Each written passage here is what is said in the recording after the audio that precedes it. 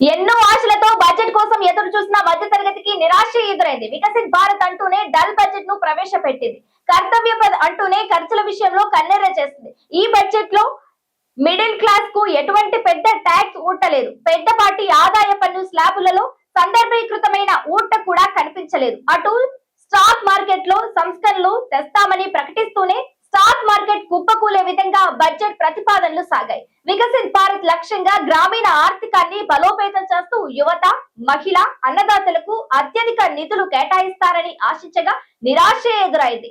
ఇక ఆర్థిక సర్వేల్లో పేర్కొన్నట్లుగా 6.8 నుంచి 7.2 మధ్య వాస్తవ వృద్ధిని సాధించాలనే లక్ష్యానికి అనుగుణంగా నిధులు కేటాయింపు జరగలేదు. ఆర్థిక వ్యవస్థలో ప్రజల వినియోగం పెరిగితేనే డిమాండ్ పెరుగుతుంది. మార్కెట్లో డిమాండ్ పెరిగితేనే ఉత్పత్తి పెరుగుతుంది. తద్వారా జీడీపీ పెరిగి ఉద్యోగ అవకాశాలు కూడా పెరిగి నిరుద్యోగం తగ్గి పేదరికం మరింత తగ్గుతుంది. ఇది సింపుల్ సూత్రం.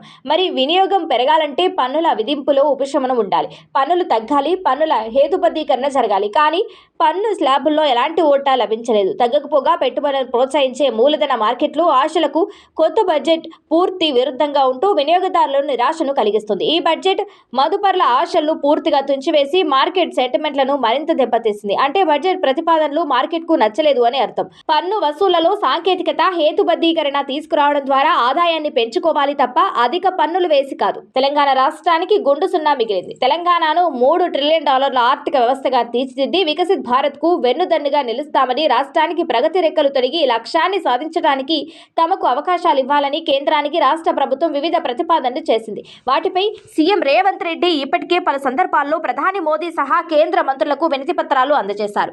ఈ నేపథ్యంలో 2026-27 బడ్జెట్ పై తెలంగాణకు భారీ ఆశలు ఉన్నాయి.